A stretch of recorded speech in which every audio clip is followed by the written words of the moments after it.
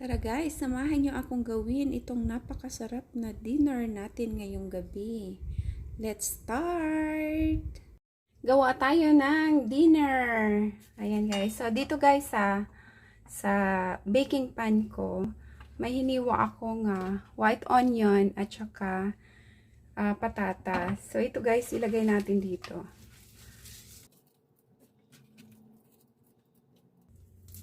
Napanood ko lang din to guys. Yan. Gayahin ko lang mukha kasi siyang masarap. Yan. Tapos, lagyan natin ng salt and pepper.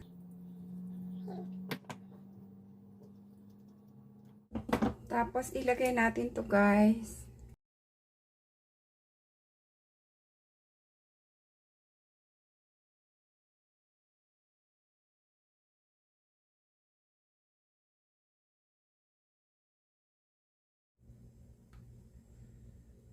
Yan.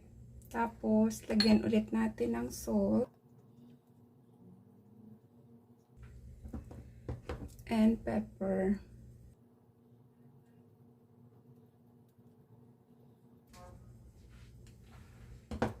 Yan.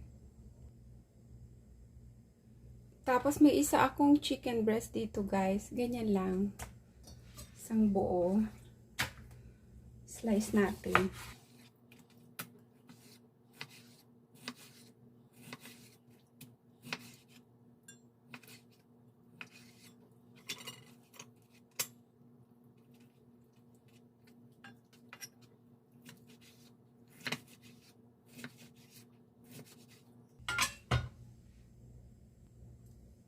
So, ayan guys, ganyan kalalaki. Ayan, ganyan. Ayan, ngayon, i-drizzle natin ng salt and pepper.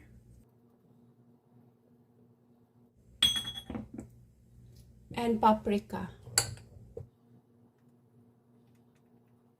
Ayan. Tapos, mix natin guys.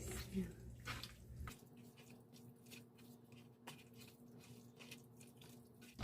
So, pag na-coat na natin ang husto, lagay natin dito sa pan.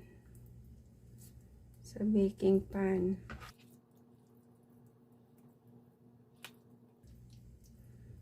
Yan.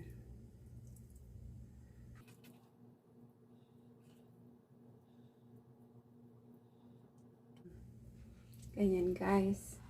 Ganyan. Tapos dito sa bowl, magbati tayo ng 2 itlog.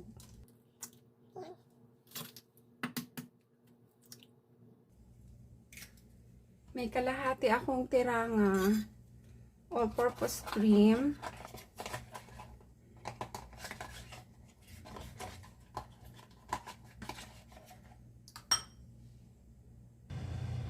And then, lagyan natin ng cinnamon guys. Dapat nutmeg guys. Pero dahil wala akong nutmeg, pwede itong substitute sa nutmeg. Cinnamon powder. Ayan, konti lang. Tapos, i-mix natin ng mabuti.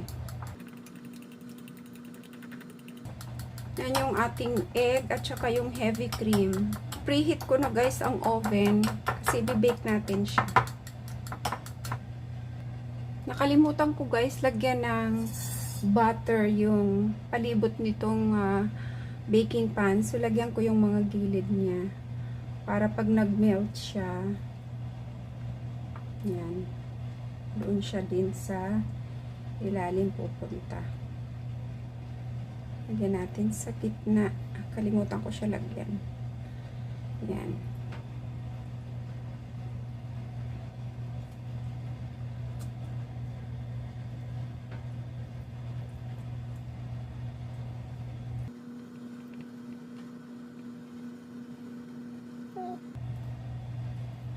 Dapat may butter sa ilalim para hindi siya dumikit. Ayan. So, ito guys, na-mix ko na ng mabuti. Lagyan natin ng parsley. oregano. Mix natin ng mabuti. Yan. Hinaluan ko ito guys ng gatas, fresh milk, o kahit na anong gatas. Kasi sobrang lapot ng Nestle cream. Yan. Lagyan natin ng konting asin. At paminta.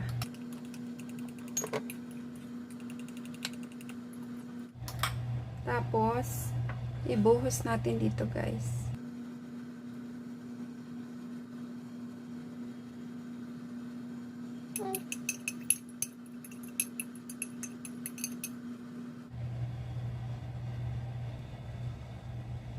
So, ayan, nagkat-kat ako guys ng cheese.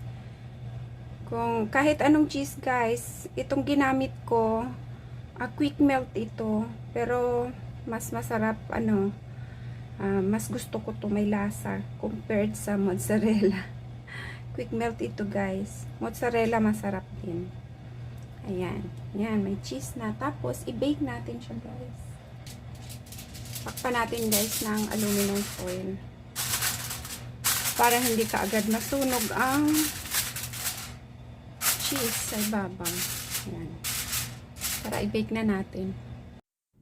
So, ayan. I-bake natin siya ng 190 Celsius for 30 minutes. Guys, nakalimutan ko pala siya i-drizzle ng olive oil. Ayan. Drizzle natin ng olive oil. Dapat kanina doon sa patatas. Ayan. Pakatakpan natin.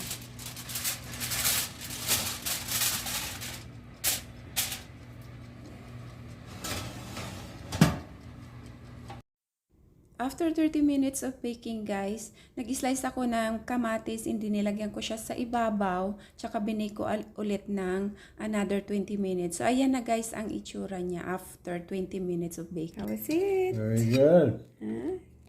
It's good? Mm-hmm. Let's Don't ask me what it is. Yes. Let's taste it. Is that cheese in here? Yeah, it has little cheese. Yeah. Tastes good. Very good. Excellent.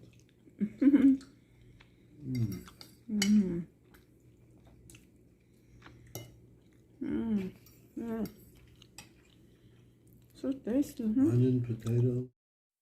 Management Information Systems Senior Manager. MIS. MIS. Senior Manager. Thank you for watching guys. See you again next time. Bye. Follow for more. Assistant Vice President. MIS. Senior Assistant Vice President tomorrow. Not Wednesday.